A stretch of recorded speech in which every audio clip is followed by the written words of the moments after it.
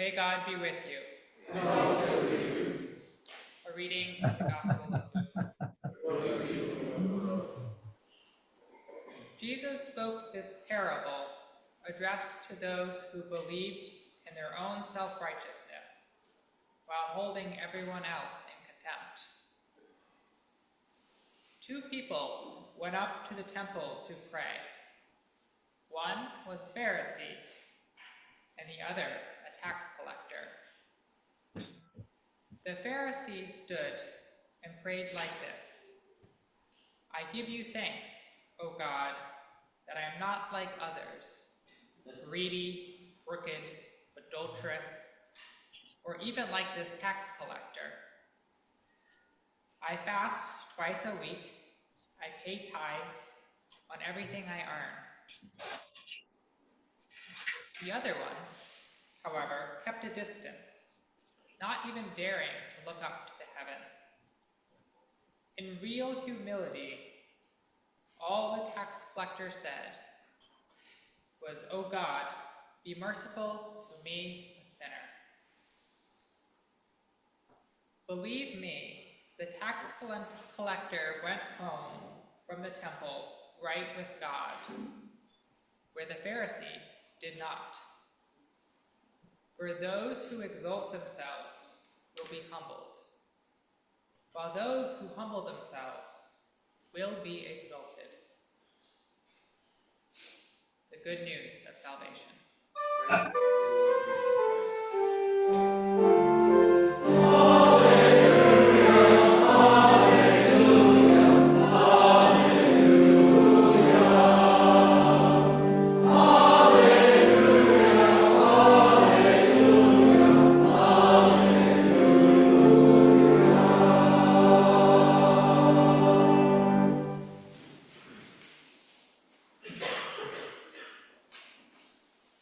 Hello, everyone. For those who don't know me, I'm Maddie, Marlett. I use she, her pronouns, and I bring greetings from the Dignity Boston community to you all. I'm honored to be back here with you all to help celebrate your 53rd anniversary. I wish I was coming to you all in easier times. Here we find ourselves fighting similar fights.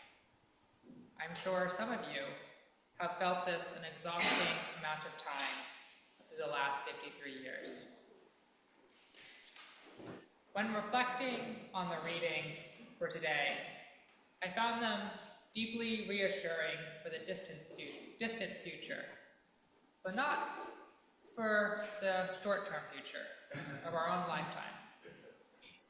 In the first reading, we hear, "For the Most High is a judge who does not respect individuals or grant favors at the expense of the poor. God listens to the prayers of the exploited." This is such a clear directive. If our prayers and hopes for this world are aligned with those who are exploited, the immigrants facing ICE deportations, people of Gaza subjugated to genocide and starvation, and all the other marginalized communities. These are the prayers that the divine shall answer. And on the personal side, as someone who's lost her parents and most siblings through coming out as trans, it is reassuring hearing that God hears the pleas of the orphan. What is hard, though, is that these prayers are not answered instantaneously. At the end of the first reading, it mentions there is no relief until these prayers are answered, speaking to the necessity of continual work to achieve those prayers.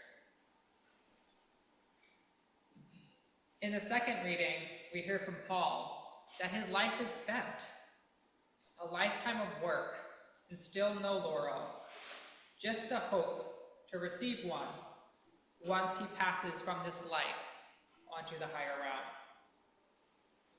Paul did not see into fruition of his work within his lifetime. His prayers were still unanswered and still faced persecution which would ultimately violently claim his life. It is hard to hear that the timescales of justice are long, and our prayers and hopes may not be answered in our lifetimes. This shifts what are the hopes for me.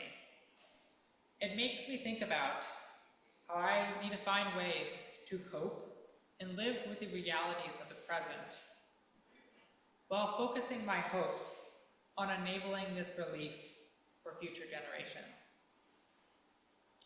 I can't function by banking on some miracle prayer being answered to make my life okay.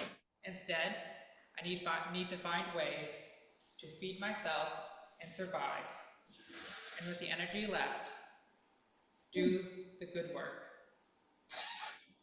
As a relatively privileged person, I'm white, financially stable, and live in a liberal state. It is easier for me to find ways to feed myself and survive, and still have fuel in the tank to do this work.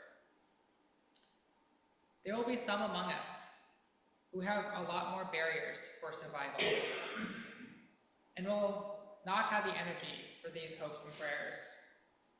And others, some of these barriers will be too great. They will not survive. These are the people that need our hope and our ability to enact change. It's up to those among us with the energy to carry these hopes and push them forward, trusting someone else will keep carrying them once we also pass along.